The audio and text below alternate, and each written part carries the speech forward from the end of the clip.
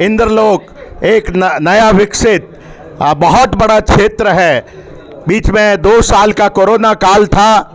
महाराष्ट्र का सबसे बड़ा उत्सव, सबसे बड़ा पर्व, सबसे बड़ा महोत्सव गणेशोत्सव, जिसकी शुरुआत लोकमान्य बाल गंगाधर तिलक जी ने सामाजिक सद्भावना, सौहार्द और सामाजिक एकता के लिए की थी। उसी क्रम में इस इंद्रलोक परिसर में हितांशी हाइट्स जो बिल्डिंग है, टावर है, उसमें पहली बार गणपति का आयोजन किया गया। वो सामान्य बात है मगर असाधारण बात है। इन बच्चों ने, राइजिंग स्टार क्लासेस के बच्चों ने और यहाँ की महिलाओं ने गणेशोत्सव के इस आयोजन में आतंकवाद, राष्ट्रभक्ति से ओतप्रोत, देश की सेना के प्रति सम्मान के साथ अमर जवान और जो आतंकवादी घटना बंबई में 26/11 की हुई थी उसका पूरा जिक्र करते हुए और कसाब को पकड़ने वाले तुकाराम ओमले जो हमारे महाराष्ट्र पुलिस के जांबाज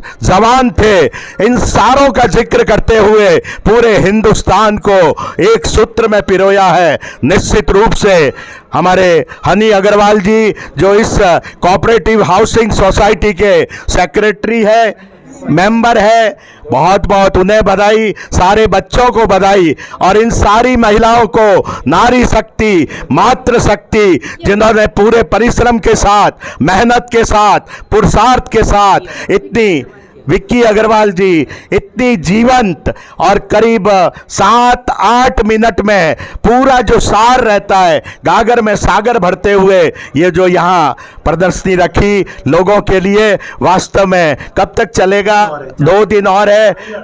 मैं 22 साल तक मीरा भाईंदर में जनसत्ता और नव भारत का रिपोर्टर था, वार्ताहर था, पत्रकार था, संवाददाता था। मैं भाईंदर की जनता से अपील करूंगा, इंद्रलोक में कमलाकर पाटिल मैदान हॉल के पास में यह हितांशी हाइट्स टावर है। आप समय निकालकर जरूर पधारें और राष्ट्रभक्ति, राष्ट्र भावना, राष्ट्र प्रेम के साथ बच्चों ने, राइजिंग स्टार अकादमी के बच्चों ने और महिलाओं ने, छोटी सोसाइटी मगर इतना प्रभावी, इतना सुंदर प्रदर्शन गणेशोत्सव के आयोजन के दौरान। मैं अपील करूंगा, आज के कार्यक्रम में महाराणा प्रताप एकता मंच के अध्यक्ष सुरेंद्र सिंह जी भाटी, हम सबको उनके निमंत्रण पर, आमंत्रण पर, बुलावे पर यहाँ आने का सौभाग्य मिला है।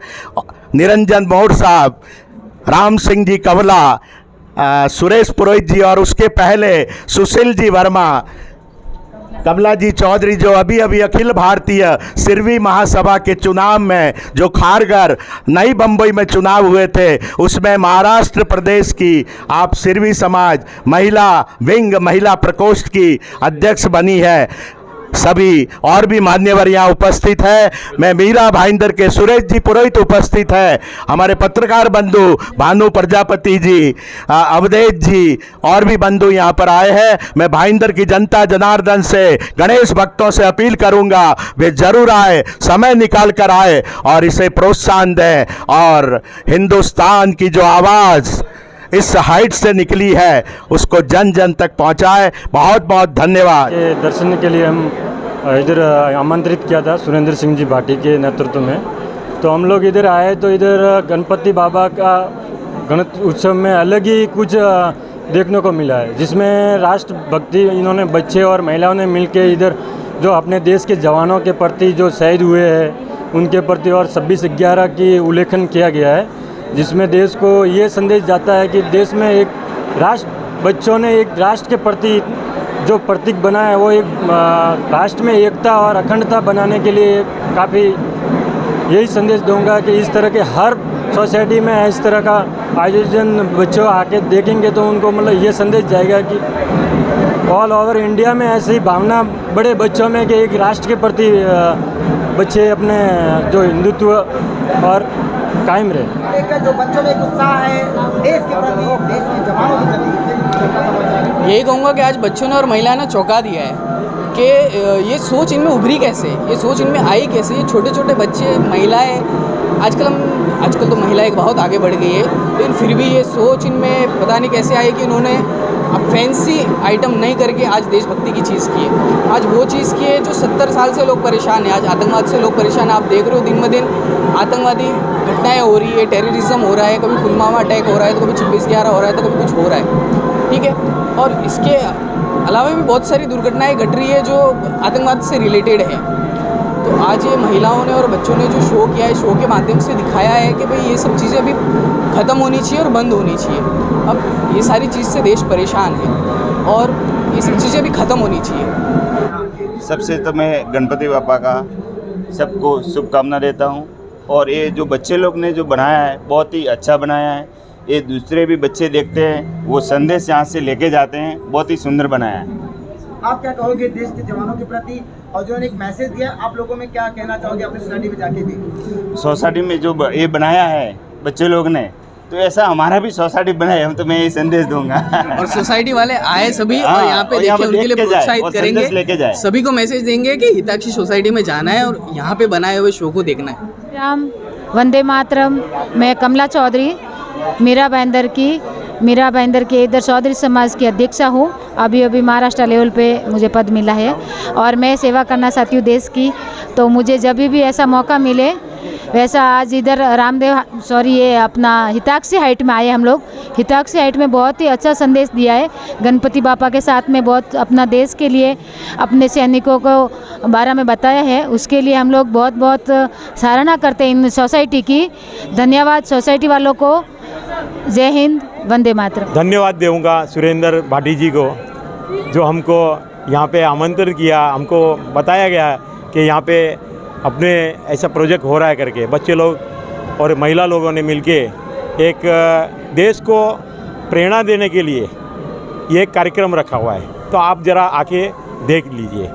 देखने के बाद में मुझे ऐसा लगा कि मैं 70 साल का पूरा भारत का रिकॉर्ड मैं इसमें देख चुका हूँ करके। और ये मुझे अंदर से भावना इसी उत्पन्न हो रही थी कि बच्चे लोग के अंदर इतनी बड़ी भावना हुई। हम लोग यहाँ पे बुजुर्ग लोग, बड़े लोग, जवान लोग, वो ये बात नहीं सोच पाए जो हमारे बच्चे और महिला ने सोचा है। और हिंदुस्तान के लिए जो ये जिहादी लोग, जो जिहादी सोच वाले हैं, वो जो कर रहे हैं, उनको कैसा हम लोग रोका जाए, कैसा ख़त्म किया जाए, उसके लिए हमें आपस में मिलके एक सोच रखनी पड़ेगी और इनको ख़त्म करनी पड़ेगी करके। उसके लिए आप संगठन एक मिलके या हिंदुस्तान में सब लोग मिलके एक प्रेरणा लोगों को देना चाहिए। जैसे सोसाइटी ने आज एक छोटी सी प्रेरणा दी है, वैसा एक मंडल में जाना चाहिए, मंडल से अपने बड़े शहर में जाना चाहिए, शहर से देश में जाना चाहिए। ये प्रेरणा हर देश में, मतलब हमारे भारत देश में पूरे में फैलनी चाहिए करके। और सभी बच्चों को ये प्रेरणा देना चाहिए कि हमारे जो शहीद हुए वो शहीद दिवस नहीं मनावे, शहीद हुए उनको याद करें कि वो क्यों शहीद हुए, किसके लिए शहीद हुए।